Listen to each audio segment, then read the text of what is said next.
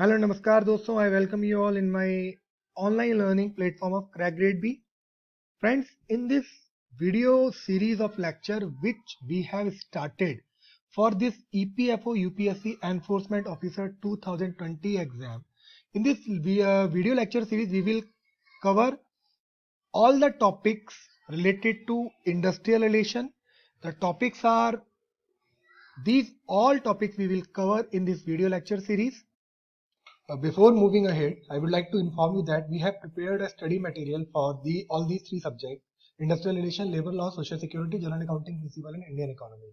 If you want to purchase this material, it will cost you 1699 for all these three material. And if you want to purchase industrial relation, labor law, social security, general accounting principle only, it will cost you 1499. And if you want to purchase industrial relation, labor law, social security only, it will cost you 1299. So friends, इस video के नीचे link में sample दिया है material का, आप उसको जाके वहां से चेक कर सकते हैं और सेटिस्फाई हो सकते हैं। और अगर आप ये मटेरियल हमारा खरीदना चाहते हैं तो आप हमारी वेबसाइट www.crackgradeb.com को जाके विजिट कीजिए। वहां पे मटेरियल सेक्शन में ईपीएफओ सेक्शन में जाके आप जैसे ही इस मटेरियल को परचेज करते हैं, इसकी हार्ड कॉपी आपके रजिस्टर्ड एड्रेस पर भेज दी जाएगी। और अभी लॉकडाउन की वजह से we are not able to send the hard copy of this material, तो we have make a provision that आप इसको अभी ऑनलाइन भी पढ़ सकते हैं as soon as आप जैसे ही इस मटेरियल को खरीदते हैं।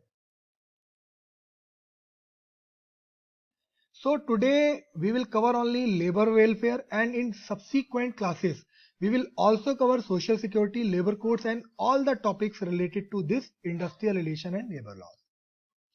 So before moving ahead, I would like to discuss the question which was came in last year exam. It was happened in 2017. The question was the assumption that man is selfish and self-centered and always tries to achieve his own ends even at the cost of the others. Explain which theory of labor welfare. So the options are placating theory, police theory, religious theory, and philanthropic theory. Answer for this question is police theory. So friends, you are going to face these types of questions in 2020 exam also. So question comes in your mind that how we will solve these types of questions if I am going to face these types of questions in upcoming exam. So I would like to tell you here that if you want to solve these types of questions, you should have at least main idea of these types of theory which is related to the labor welfare. Okay, so मैं आपको यहाँ पे ये तरीका बताता हूँ कि इस तरह के क्वेश्चंस को आप सॉल्व कैसे करेंगे। तो देखते हैं कि पुलिस थ्योरी का मेन आइडिया क्या है। देखिए पुलिस थ्योरी में या पॉलिसी थ्योरी में क्या डिफाइन किया गया है। उसने बोला है कि मैन यानी कि human man is self centred and selfish, and यहां पर जो सेल्फ सेंटर्ड एंड सेल्फिश जो बोला गया है वो बोला गया है एम्प्लॉयर को। तो उनका कहने का मतलब ये है, they are trying to explain that without any policy and without any compulsion, employer is not going to take any welfare measures for the worker. So if you are not going to make any policy, there will be no pressure on the employer and there is no any compulsion on the employer to take any welfare activity for their workers. So what I tried to explain you there, in policy theory, policy is must for welfare measure and welfare activities of the worker. Okay, तो यहां पर जो question है, question में UPSC ने आपको थोड़ा घुमाने की कोशिश की है। उसने man is selfish and man is self centred एक छोटा सा पॉइंट उसका उठा लिया है। तो जब तक आप थ्योरी को पूरा नहीं पढ़ोगे, you are not able to solve these types of question if you are going to face these types of question in exam. So the main idea behind putting this question is that I would like to integrate you with the subject. देखिए friends, अगर मैं आपको कुछ भी पढ़ा दूंगा कोई फायदा नहीं है। मेरा काम है आपको कम से कम टाइम में ज़्यादा से ज़्यादा देना, क्योंकि आपके पास बहुत सारे सब्जेक्ट हैं जो आपको खुद पढ़ने हैं, just like history, Indian constitution and current, English और जनरल साइंस, रीजनिंग, ये सारे के सारे सब्जेक्ट आपको कवर करने हैं। तो इसलिए मैं आपको यहाँ पर बहुत सिंपल और लेमन लैंग्वेज में सारी थ्योरीज को कवर करूंगा। तो फ्रेंड्स, चलिए स्टार्ट करते हैं अपनी इस वीडियो सीरीज को। ओके फ्रेंड्स, तो बिफोर मूविंग अहेड, ये दो कोट हैं, इनको आप थोड़ा समझने की कोशिश कीजिए। इससे क्या होगा कि आप सब्जेक्ट को पकड़ पाएंगे, आप समझ पाएंगे कि व्हाट इज लेबर वेलफेयर। देखिए, एक है Doug Conant, CEO of the Campbell Soup. इन्होंने एक बहुत अच्छा कोट बोला था कि to win in the marketplace you must first win in the workplace. देखिए कितनी बड़ी बात इन्होंने बोली।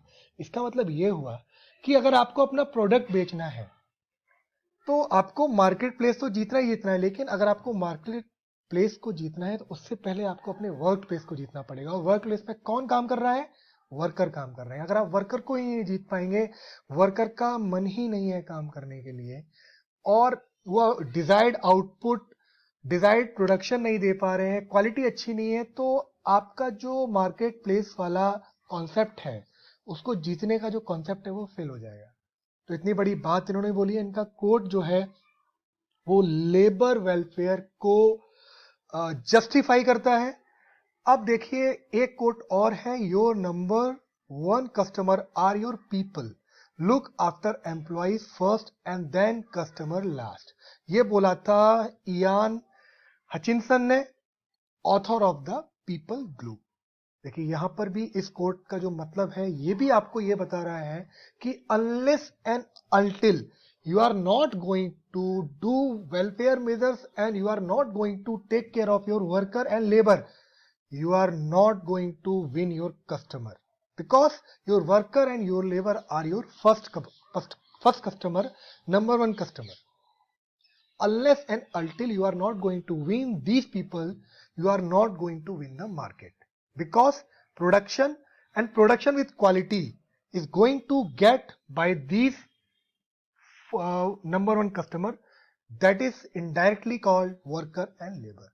So by these two codes आप ये जानने की कोशिश कीजिए कि labour welfare is how much important for any industry and for any organisation. So I think your concept will be clear here. So we will move ahead. देखिए friends, there are various definitions given by various scholars and various organization. तो वो जो मेरा study material है, अगर आपने purchase किया है तो आप वहां से ले लीजिए। अदरवाइज मैंने एक इंटरनेशनल लेबर ऑर्गेनाइजेशन ILO, इसने जो डेफिनेशन लेबर वेलफेयर को लेके दी थी वो मैं आपको एक बार क्लियर कर देता हूं. I think that is sufficient. हाँ, बट ये है कि कभी कभी यूपीएससी क्या करता है, वो लेबर वेलफेयर में अगर कोई भी डेफिनेशन उसने दे दी और उसने स्कॉलर्स का ऑर्गेनाइजेशन का नाम दे दिया, तो वो कहेगा कि ये जो डेफिनेशन दी है वो किस ऑर्गेनाइजेशन या किस स्कॉलर ने दी है. तो उस पॉइंट ऑफ व्यू से ये मुझे लगता है कि इट इज वेरी इंपॉर्टेंट कि आप जो है वेरियस स्कॉलर्स और एटलीस्ट इंपॉर्टेंट ऑर्गेनाइजेशन और इंपॉर्टेंट स्कॉलर्स की डेफिनेशन को एटलीस्ट कम से कम पढ़ लें. सो how international labor organization define this labor welfare. देखिए, labor welfare can be defined as a term which is understood to include such services, facilities and amenities as may be established in or in the vicinity of the undertakings to enable the persons employed in them to perform their work in healthy congenial surroundings and to provide them with amenities conducive to good health and high moral. मैंने ये world by world इसलिए पढ़ा क्योंकि आपको थोड़ा सा इसको definition को याद रखना पड़ेगा, क्योंकि यूपीएससी पूरी डेफिनेशन रख देगा और पूछेगा से आपसे कि इसने इंटरनेशनल लेबर ऑर्गेनाइजेशन ने कैसे डिफाइन किया है, या फिर ये डेफिनेशन जो है किस इंटरनेशनल ऑर्गेनाइजेशन ने डिफाइन किया है.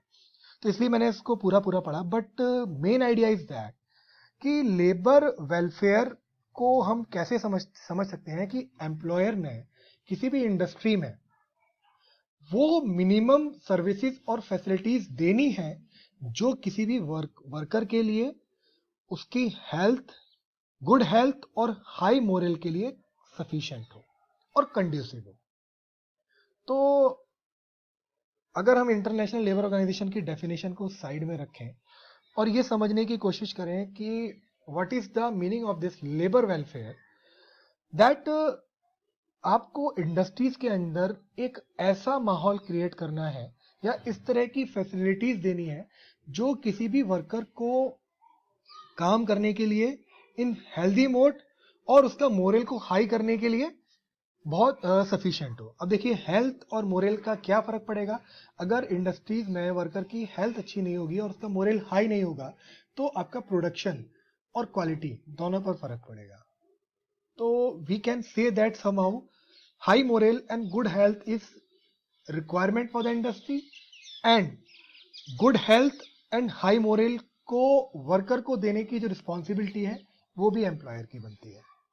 तो we can say that production and quality and good health and high moral of the worker are complementary to each other. So I think this definition is clear to you. Now we will move ahead. So friends, what are the objective of the labor welfare? Friends, there are many objectives of the labor welfare, but I have divided these objective in two parts. One is from the employer's point of view and the second one is from the worker's point of view. So what is the point of view of the employer towards the objective of the labor welfare? First, employer will try to give financial support to the worker. This is the one of the objective. Improving working condition of the worker. This is also the objective of the labor welfare. Improve productivity and efficiency of the labor welfare worker. It is also the objective of the labor welfare. And reduce rate of absenteeism. तो labour welfare जो activity है उसके objective क्या क्या हो सकते हैं from employers point of view, मैंने आपसे डिस्कस कर लिया। अब देखते हैं कि वर्कर पॉइंट ऑफ व्यू से क्या ऑब्जेक्टिव हो सकते हैं। Overall improvement of the employee, सर्वांगीण विकास एम्प्लॉयज का, सोशल कंफर्ट भी उसको होना चाहिए, and comfortable and happy life. अगर वो काम कर रहा है, स्ट्रेस में काम कर रहा है, उसकी लाइफ अच्छी नहीं है तो कोई फायदा नहीं है। So one of the objective of the labor welfare is comfortable and happy life to the worker and betterment of the family and society. It is also the objective of the labor welfare. So these are some objectives which I have divided in two parts, one from the employer's point of view and the second is from the worker's point of view. Now friends, we will move ahead. Now we will discuss evolution of the labor welfare in India. Labour welfare word तो हमने सुन लिया, लेकिन ये originate कैसे हुआ India के अंदर। तो इसमें वेरियस स्टेजेस हैं जो मैंने इस फिगर में दिखाने की आपको कोशिश की है, वो हम लोग यहाँ पर डिस्कस करेंगे। So friends, the concept of labour welfare is centuries old and its origin is in year 1837 when there was elimination of slavery by an act in 1883. सो हम वी कैन से दैट जो labour welfare India में शुरू हुआ या introduce हुआ वो हुआ abolition of slavery act which was pass in 1833, and what is the objective of this act was elimination of the slavery from India. Okay, तो labour welfare activities India में 1833 में शुरू हुई with the elimination of the slavery. अब बात करते हैं, आगे बढ़ते हैं। इन 1850 सबसे पहले गवर्नमेंट ने the apprentices act of 1850 was the first step as legislation passed in this direction.